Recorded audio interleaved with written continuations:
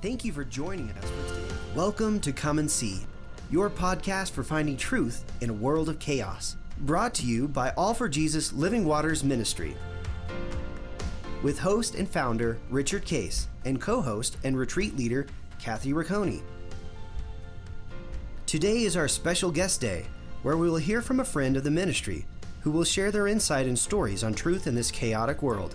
And now your host, Richard Case.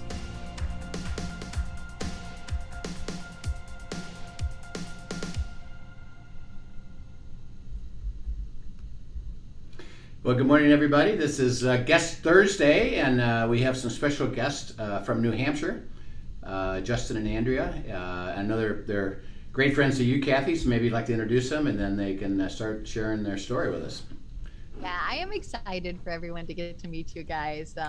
These are two of my favorite people, and those of you who listen often know that I have my ladies group on Tuesday, and Andrea is one of those amazing ladies that I get to do life with all the time, and she and Justin have become dear friends of ours. And how long ago was it that we took you guys through the Abide material? Do you remember? I was trying to figure that out last night, and I think we did the 2018 fall one. The fall one, okay. Yeah. And how far? And it's so funny because. Go ahead, Kathy. Sorry. Go ahead. No, go ahead. I was going to say, it's so funny because Andrea is not even, she was a friend of a friend. One of my dearest friends knew Andrea, and she was actually moving to, where'd she move? Michigan or something like that. She was moving, and she's like, you have to meet Andrea though, and they'd be great to come to this retreat. And so that was how I met her. And then Sarah moved, and next thing I know, after the retreat, Andrea is in our Tuesday group too, and just has become a gem of a friend. And it's just fun how God works. Wow, yes. Great. What town do you guys live in? So we live in Stratford, New Hampshire. So we're northwest of Rochester, Dover, like north of Portsmouth. Portsmouth's probably like the closest city. Yeah. They're near Bow Lake, right? Y'all Yep. That's where they're right around. We've gone over there and kayaked on Bow Lake together. Yeah. No, it's not cold up there, is it? Not at all. Yeah. No. Only -8 yesterday morning. Yeah. Yeah, it's nothing. Yeah.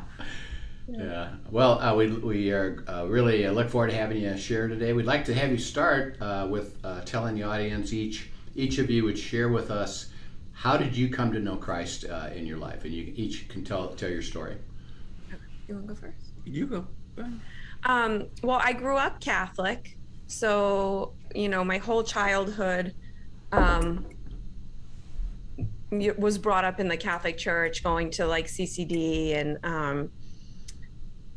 not really liking it. I just remember feeling it was forced upon me, and so after that I went away to college, but I continued to try to find a church that I would like, and we got married in a Catholic church. I was going to a church that I liked when we got married. I liked the priest there. He was really down to earth and kind of spoke in a way I understood more than when I was a kid. But I still wasn't feeling a big community with that. Where did you go to college? I went to Fitchburg State in Fitchburg, Massachusetts. Okay. What'd you study there? I studied communications with a concentration in photography. Oh, cool. Yeah. So I did photography for about 5 or 6 years. Are those your pictures in the background there? Yes. They are. Yeah. Yep. That's the nice thing. Now I can just do it as like a hobby, and I put pictures up in my house. I have pictures up in my family's house. Great. We don't have to buy expensive photography because we have an excellent photographer right here. Yeah, I know. Those are beautiful. Yeah. Thank you.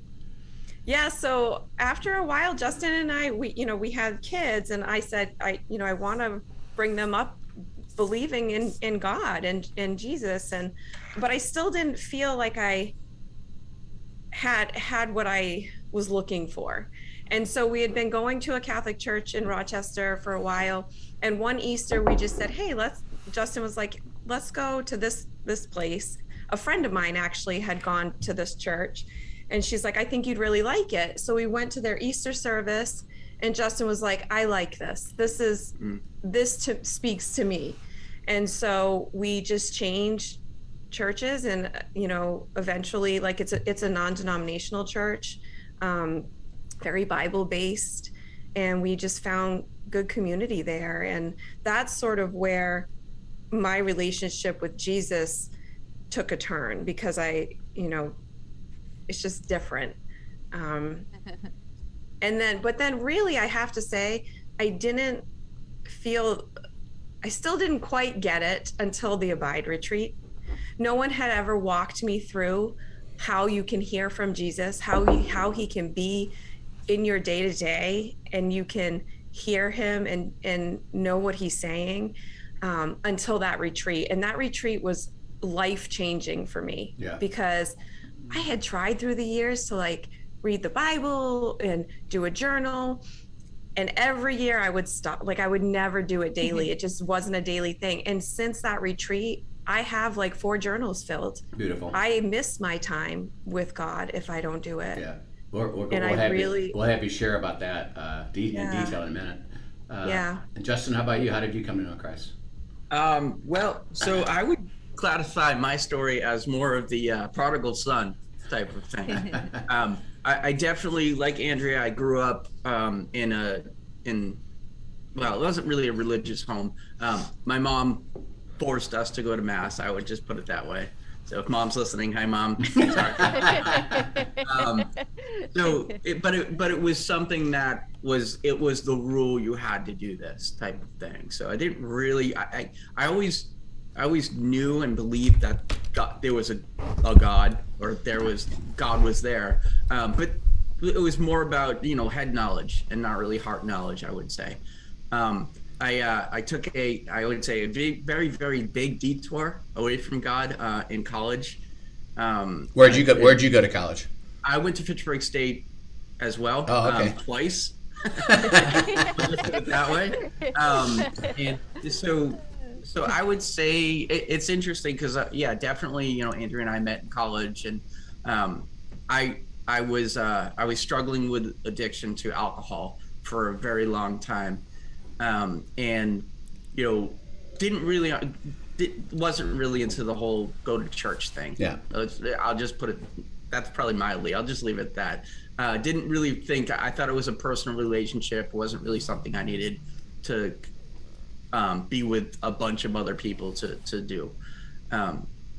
And so when Andrea actually said, hey, my friend told us about this church, we should try it out. And she'd gone a couple times, and I think when she came home one time, she was telling me about it, and I was like, it sounds like a cult. I don't know what's going on there. But it turned out that was just the love of Jesus coming through with the people that were there. And that was just new to me, so it was a little uncomfortable. The really quick turning point for me is the Easter service that Andrew was talking about. There was an altar call, and that was the first time I actually made the decision in my life that I was going to, give my life to Jesus. So that was the moment for me. And I would say that's the starting point, because I was still struggling with alcohol, and for a long time after that. I would say that when I really got to know Christ was the day that I stopped drinking. And that was, Tuesday morning or something like that. It was a bad morning. It started out bad, but it turned beautiful. And I realized that I couldn't beat this addiction without Jesus. And I just got on my knees. It's probably one of the few times I've cried, like that. Just said, God, I know I can't do this alone. I need your help. And I need you to give me peace with my decision. And I will say, like, anyone that says they haven't seen a miracle, will meet me, because I am a miracle. Because God in that moment changed my life forever.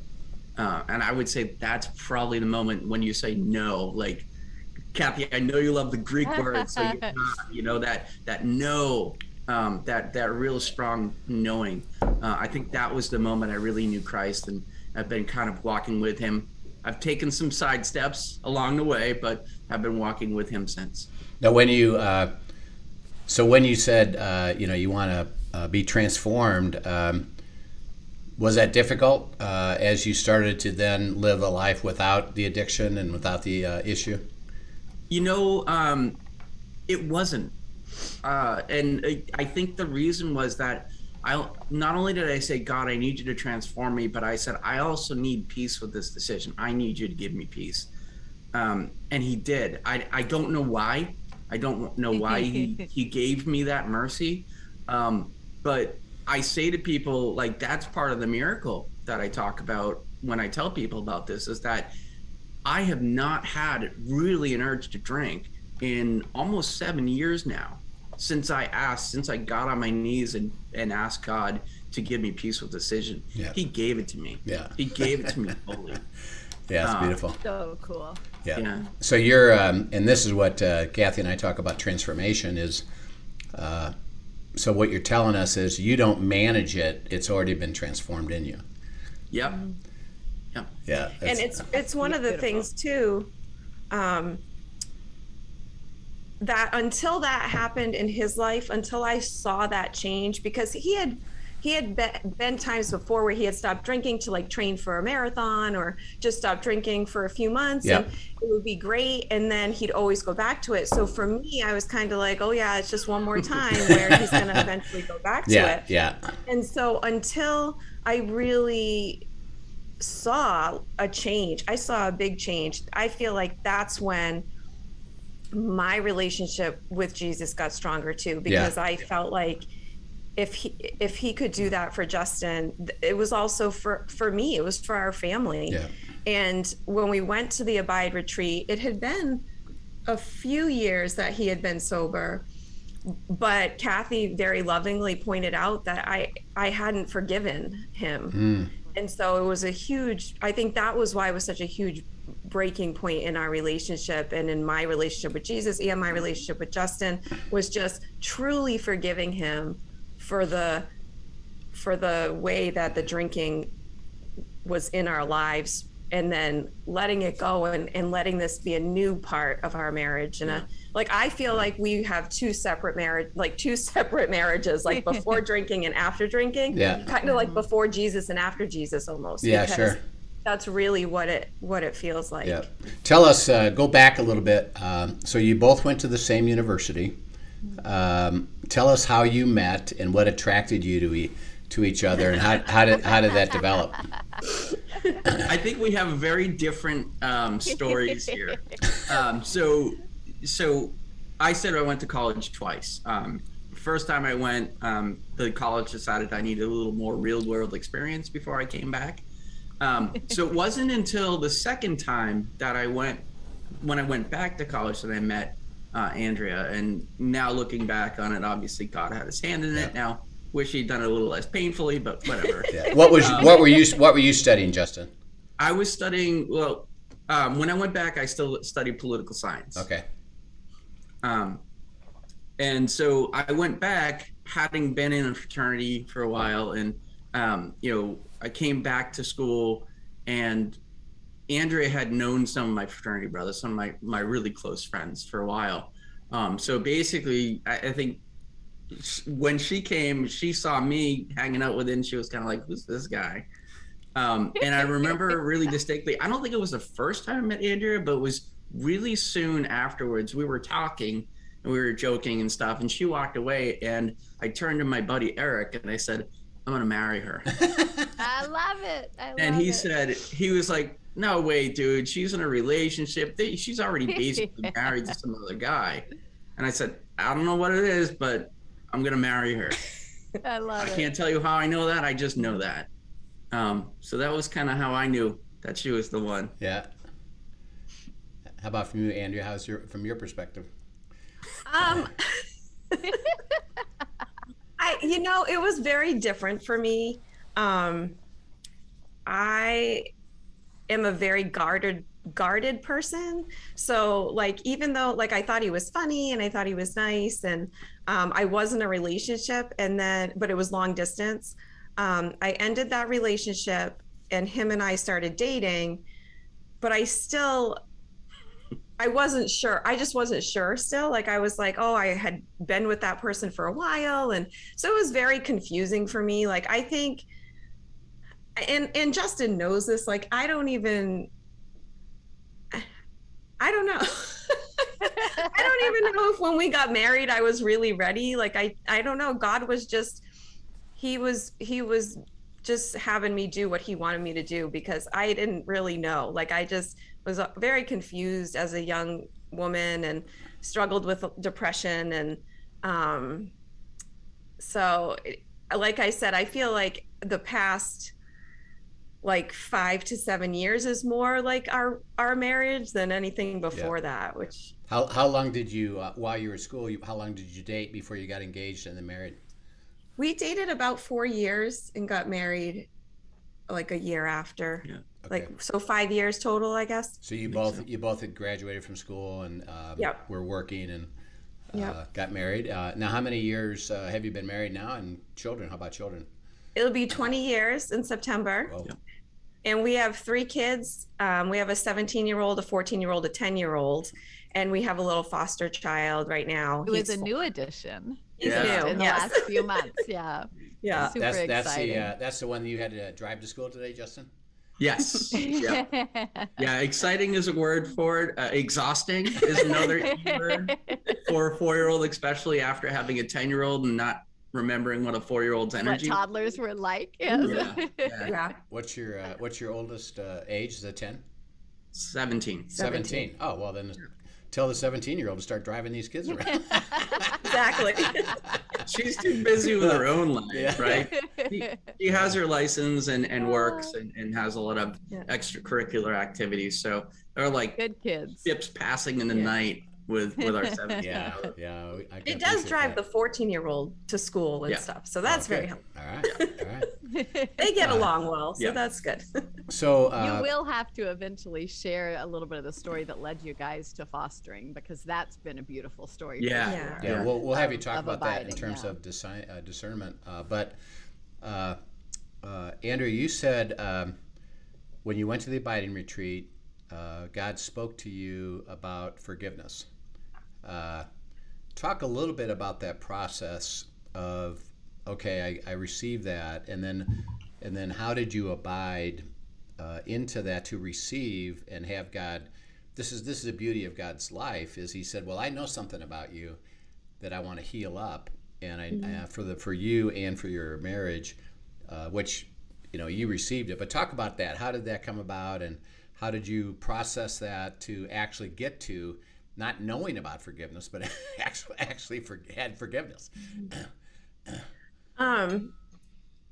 It's a little hard to remember back like to specifics, but I do remember just thinking, like in my head thinking, oh, but I have forgiven him. Like I never, I don't bring it up. I don't blame him. I don't, but then I would look at my actions. I kind of sat and just thought back to things and looked at my actions toward him. Like I would get angry about certain things, and it was because it would remind me of how he was when he drank. Sure. And so I had to really just forgive, forgive what drinking took away from our marriage. And God just really placed on my heart, like, that Justin had changed, that it was different, that it wasn't going to go back that way. And then I was able to talk to Justin about it more. So like in the past, it was just like something that we talked about on the surface. But I think at the retreat, because I needed to dig a little deeper, we talked about it, and he sincerely apologized for, kind of having me be the single parent for a long time. And because we were able to have that open dialogue, I think that was what let my heart sort of, that hardness break away. and really, really, truly forgive and forget, like not bring it up. Yeah. You know, And not that's let been those... like watching from the outside. There was that precipice, that starting point for it, but then there were layers. It felt like that over the time that God just continued to heal and show different aspects, and just it was beautiful watching, like as in our ladies group, just seeing how God transformed too. Yeah. Through the abiding. That's beautiful. And then Andrew, you talked about, you got four journals full. Talk about how what does it look like for you, and then we'll have Justin share what does it look like in the abiding process, in the Word itself, and journaling, and how does all that actually play out for how you do it, how you experience it? For me, I like to do it in the morning, like when it's still quiet. Sometimes that's a little hard because the kids get up really early. So sometimes now I find myself doing it after they're all in school. If I'm not working, then I'll do it because the house is quiet. I like to write down my prayers, kind of like a conversation with God. You know, I always start by thanking him for things, usually, you know, whatever's going on, you know, thanking for provision lately because we're getting our car fixed right now. You know, thanking him for our health, and, you know, just whatever I feel is on my heart. And then I like to write my prayers down. A lot of times I'll ask him questions if I'm thinking of something, like, God, give me wisdom. What should we do about X, Y, and Z? And then I'll go to my Bible, and sometimes I have a specific place to start, and I'll just be reading through the Gospels, or I'll, you know, do my devotional and go to the verse that they have, and just kind of see, you know, if there's anything there that God's speaking to me, or anything that I need to focus on. And some days it's easier than others. Some days I feel like I really am hearing what he wants to say, and other days I'm like, I can't hear you at all. What's going on? So, and I do definitely struggle if I miss a day. I'm just cranky. Like yesterday, Justin was like, why are you so cranky? And then last night I'm like, it's because I didn't do my quiet time in the morning. I ended up doing it last night. So it really affects my day and my mood. And it affects her more than coffee. Yeah. So you're better off letting Andrea have her quiet time, and you know, a cup of coffee with quiet time definitely helps. There you go. Yeah. She's scarier. Well, not scarier, but I am more guarded around her before her quiet time is over than I am before her first cup of coffee. All right. Well, and it's nice because there have been times where he's like, you need to go do your quiet time.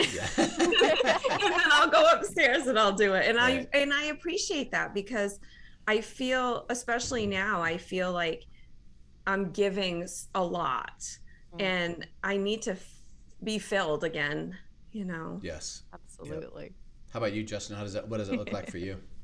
I think it's a little different. So I would say that I had never journaled before the Abide retreat. So put that out there. And since then, I don't have 4 journals, but I did just recently finish my second one. And so for me, it varies on the day. I try to do it in the morning.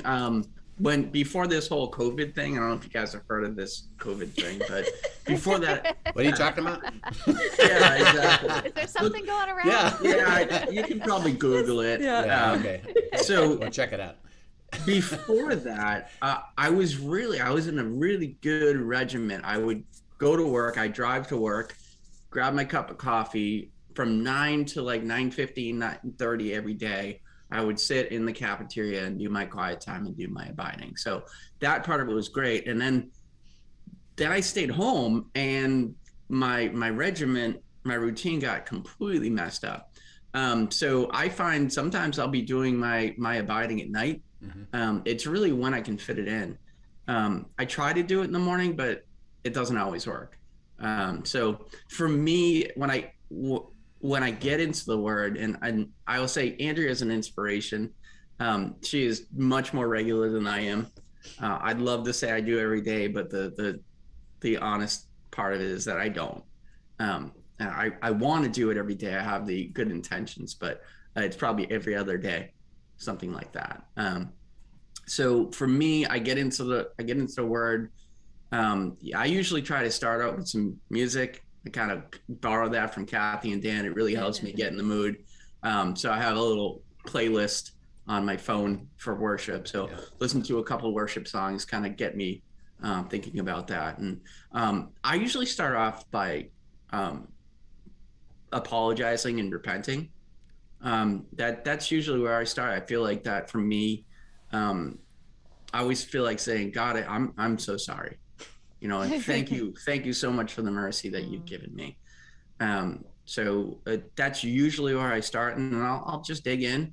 And like Andrea said, sometimes it's easier, sometimes it's harder. Sometimes the words basically just jump off the page at me. Yeah. And sometimes it just takes a little while. It's interesting though, the part that I usually end up focusing on isn't usually the first place I start. Yeah. So that first verse where I'm like, okay, I guess I'll look this one up or I'll cross-reference this. It's usually that second or third one that I'll get to, and that's usually where it jumps off at me. Yeah. And it's so interesting. It's so cool how that works. Yeah. Now, when you say that, because that's how it works, it said it jumps off at you, and the first one was, that's interesting, but then it's like, ooh, this jumps off at you. Describe what is that? What does that feel like, look like to you? That's the work of the Holy Spirit. And people who tend to just study the Bible, they don't necessarily have experienced that because they haven't opened up to that. But what does that feel like, look like to you when that happens? It jumps at you. Yeah, actually, I can give you an example because it happened yesterday.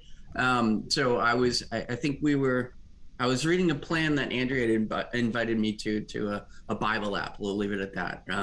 And I think it was in 1 John, something. It was about love and God loving us. And it was interesting because I cross-referenced. I read the verse and I was like, okay, these ones are interesting. This verse is interesting. And there were some cross-references there. So I looked at it.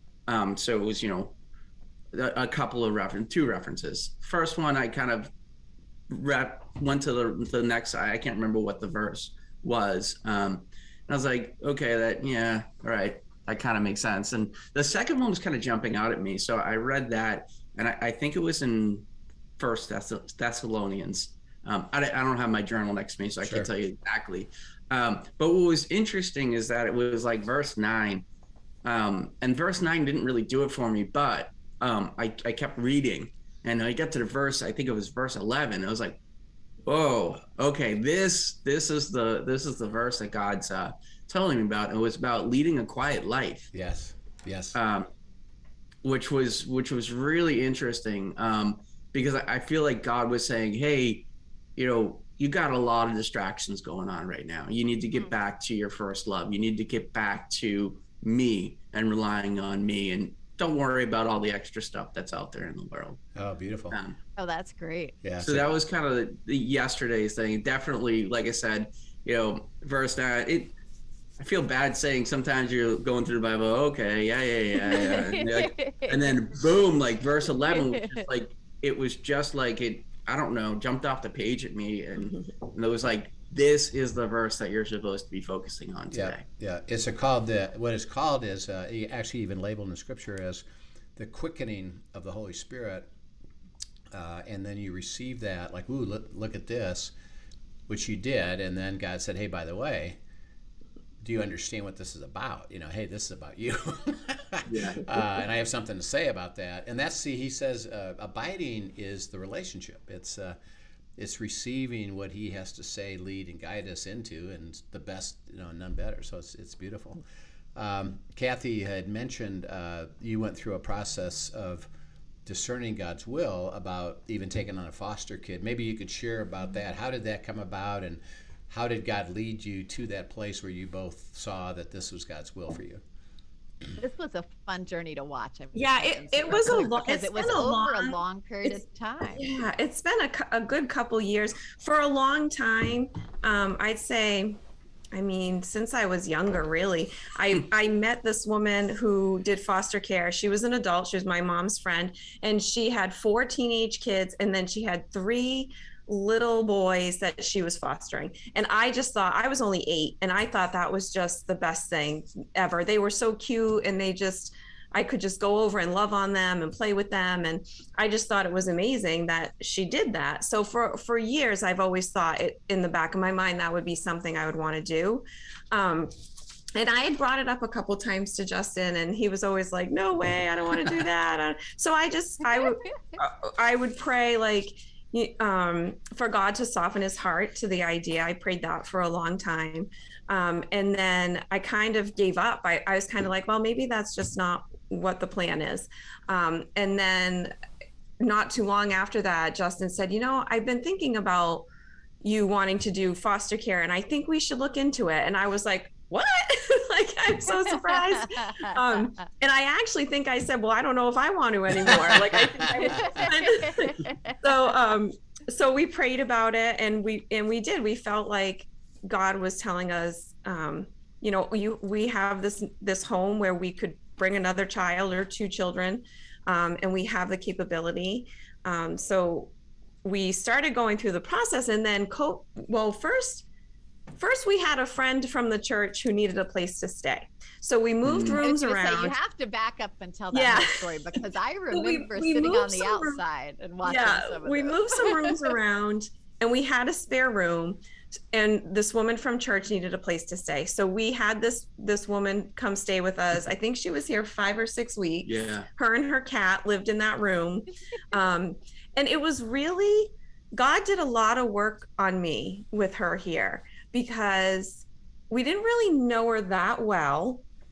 And it's weird to have someone in your home that they're sort of like a tenant, but not really. So like, she did her own thing, and she could come and eat with us if she wanted to, and she could watch TV with us if she wanted to, but she pretty much stuck to herself. But over time, I grew to really love her.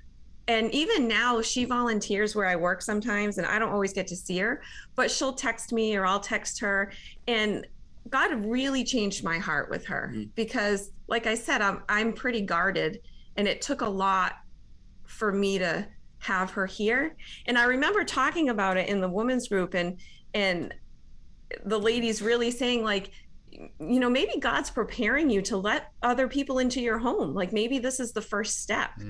So that was a little bit of a off the track sort of thing. Well, and that was even in a season where, like you described, I remember watching the 2 of you kind of go through waves of, oh, we want to do this foster thing. Oh, I don't think so. Oh, yeah, we want to do that. Oh, I don't know, maybe not. And in the process of God bringing you to unity, there were these pit stops along the way that he also did all this heart preparation, is what it seems.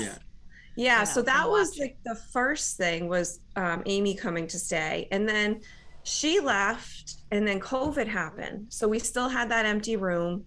We set it up as a classroom because the kids had to do school from home. And I'm like, okay, so I guess everything's kind of on hold, because until we can have a room, we don't have any place to put a child. So, well, plus we still had to go through the extensive foster care classes, right? Which they at that point were only offering in person. So COVID hit, no more classes. Right. Yeah, so there was an automatic stall that happened. Right. Yeah. And then right when COVID happened, I tore my Achilles.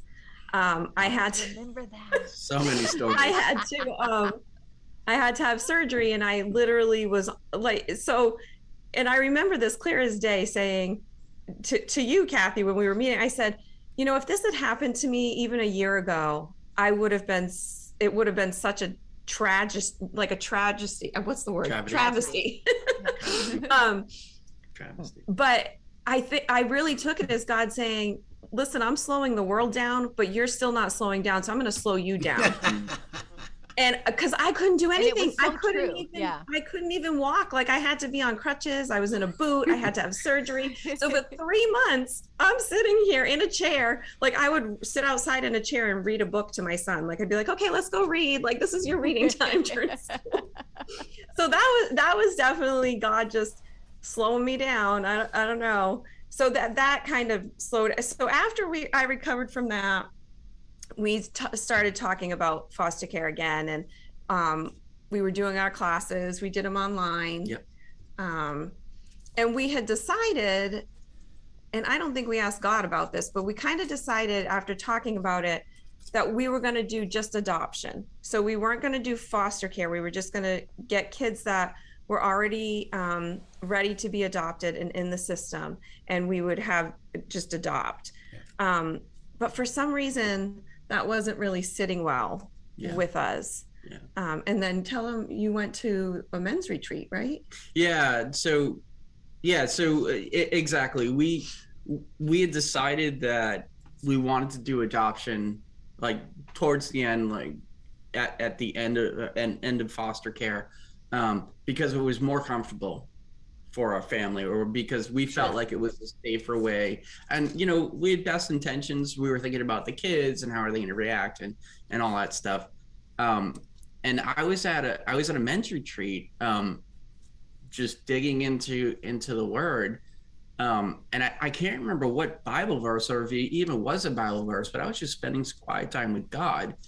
And I really felt like God, I think there was a Bible verse in there, but basically it was, hey, why are you putting up rules for my will? So basically just, what are you doing? Like you're trying to put some conditions on what I want you to do. And I got home and I was like, Andrea, I really feel like I heard from God that we're not supposed to put conditions on this. And it's not that we're supposed to, be at only a certain point because it's comfortable for our family. I really felt like God was saying, I don't want you to be comfortable. I want you to do what I want you to do. And it might not be the most comfortable thing for you, but I know it's best. Yes. And so that's how it came about. Well, so after I remember, go ahead, Andrea. Yeah, I was going to say, after he came home and he told me that, I was like, really? Like, that's to me, it was about protecting our kids' hearts, because you have a child come into your home, everyone bonds or doesn't bond with that child, and then they leave, and then how is that going to look for our children? And so that's why the adoption thing came up. But our middle child, she kept saying, I like our family the way it is. Are we just gonna, like, why are we adopting somebody? Like, so that was sort of, I wasn't comfortable for a couple of weeks after we were going through the license process. Something just wasn't sitting right. And then he came home and said that. And I was like, okay, well, I'm going to pray about it. And I prayed about it for about a week. And on my drive from my house to Kathy's, there was a podcast on. It was a Rick Warren podcast. And it basically just woke me up and said, no, this is what I asked you to do. I asked you to do foster care, and I'd like you to do what I asked, basically. And just listening to his specific will, and not trying to protect us. Yeah. How did you together then come to unity on that? How did you say, we now confirm that this is God's will for you? I think we just afterwards, when I had listened to the podcast and kind of felt like God was talking, we came back together and just, said, okay, I think, this is what I feel like I'm hearing. This is where we should probably step out in faith and say, okay, God, we'll do. So then we just told the woman, the foster care person who comes to do the house study, we said, we changed our mind. We're going to do foster care. And if it comes to adoption, we would probably still be open to that. But we really want to try to help a family. Nate. So how long ago did you have your first foster child? We've had him for 8 weeks. How's it going? It's it's been an interesting journey, I would say. And I want to back up really quick too, because I think it's something really important here. um, Andrea and I are pretty good about when she comes to me and says, I think I'm hearing this from God, instead of just saying, okay, cool, let's do that, which is usually my default, is we'll take a step back and say, well, let me see what God is telling me as well. So we've really gotten into that, not all the time, but with the really big decisions, we do take a moment. And Andrea's great. I'll say, hey, I really think this, and she'll be like, okay, well, let me talk to God. Or if she asks me a question, I'll give her an answer, and she'll say, well, is that you, or did you hear that from God? Right. So we really do use it when we have our big decisions to really stop and listen and figure out, is this just Justin off the cuff making an answer, or am I really going to God with that? Yeah. For advice. And we get to witness that actually in the ladies group, because a lot of times she'll come. That's why I wanted you to share about that delay between his men's retreat and what God spoke to you, because we actually got to sit courtside seats and watch God bring her to that same place, and it's just beautiful to watch, because that very question you said, how did you phrase it, Justin? She'll say, was that you, or was that you, Justin, or was that God? Yeah. She used that on us too, FYI. So it's a great accountability, right? Yeah. And why is it you've learned that? Why is it that you do it that way versus just deciding, or like you said, Justin, caving? Well, if God said that to you, okay, then that's it. No, you back up, and you both have to confirm it. Why do you actually do it that way?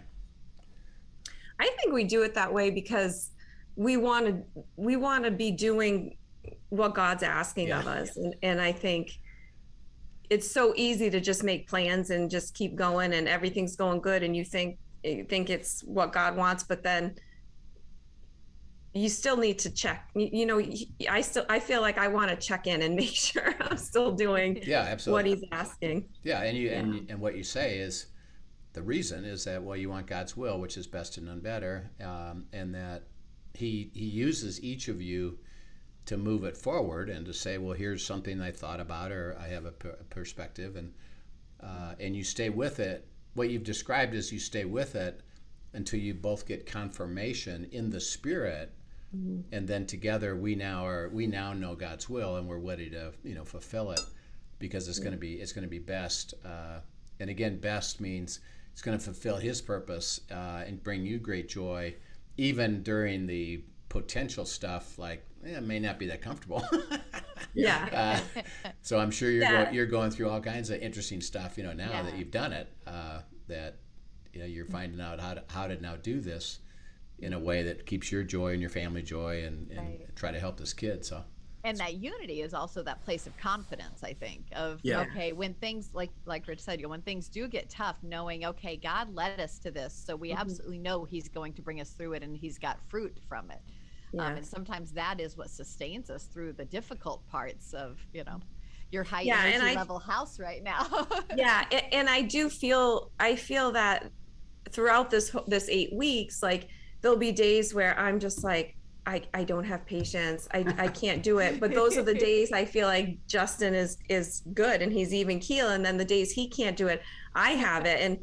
And I don't, at the first 4 weeks, I really feel like I just got all my strength from God, because I don't know where else it could have come from.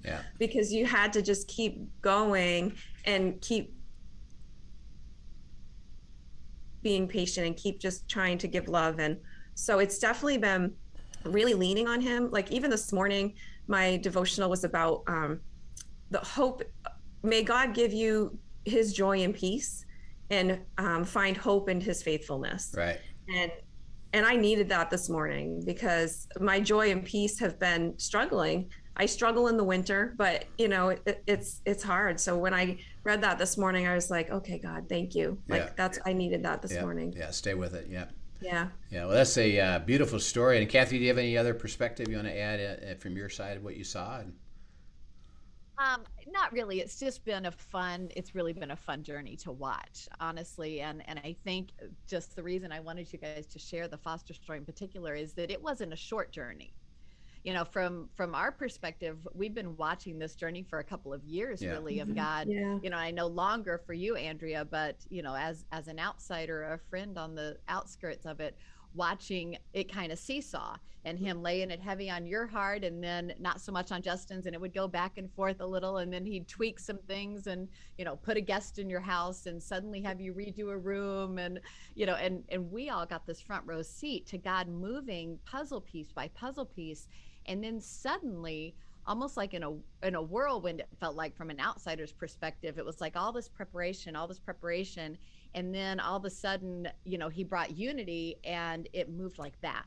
And next thing I know, I'm getting a text, hey, we get our kid in a couple of days. I'm like, oh my goodness. But it went from slow, I'm doing something, stay with it. And then when he brought unity, he brought a child. I mean, it was really amazing to watch. And the key there is, and as people hopefully are listening, God speaks His will, and it translates into something real. I mean, it really happens. A specific thing happens, like you have this child, and here it is, and take it. And now, interesting enough, you prayed and received and understood, and you said, okay, we hear together. Yes, we're going to. You actually have one, and guess what? And you just said it is. Now we get all kinds of questions. Well, how do we do this, and how do I maintain my strength? And see, God's will isn't a destination; it's a journey. And so you really described it well. So we really thank you for sharing the beautiful stories of how you guys came together and what God has done in your life. And we just pray that you get encouraged to do that. We'd love to have you come back, and we'll talk about how it went, with your family and having a foster child, and you don't even know fully all that God's going to be doing. So it'll be fun to be part of that and share that with our audience. So we really thank you so much for sharing this beautiful story, and it's very exciting to hear, Kathy. And we'll look forward to seeing you again. Thank you. Absolutely. Thanks for having us. It's been fun. Thanks for having us. Yeah, thank you. Great to hear your story, and I'm glad everybody gets a little glimpse into some of my favorite people. They are a blessing. So thanks for joining us, everyone. And if you enjoyed today's podcast, be a friend, tell a friend, and pass it on. I know hearing other stories and just how God is working and speaking and moving in the lives of real people like you and me is just encouraging, and it's such an inspiration, brings God glory. So keep Amen. sharing. Amen. All right, we'll see you soon. Take care. Thank you for joining us for today's episode of Come and See, your podcast for truth in a world of chaos. Brought to you by All for Jesus Living Waters Ministry. Send us your questions and comments, and tune in tomorrow for more answers to your personal questions about living life in God's truth. Remember, God's will is best and none better. His truth brings peace in this world of chaos.